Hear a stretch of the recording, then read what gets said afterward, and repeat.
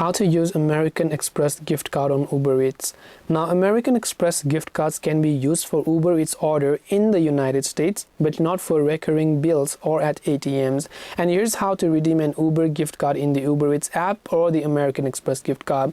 So first of all, open up the Uber Eats app, go to the account section from the bottom right, and go to the wallet section from here.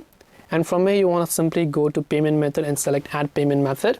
And over there, one of the options you'll actually find is known as gift card. So obviously you want to select that particular gift card option.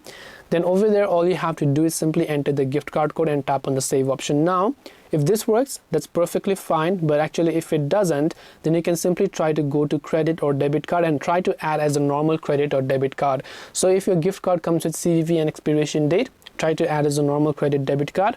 Otherwise, you can try to add it as a gift card. So I hope this video helped you. If you have got any more questions, then feel free to also leave them down in the comment section below. Thank you for watching till the very end of this tutorial. And as always, see you soon in our next video.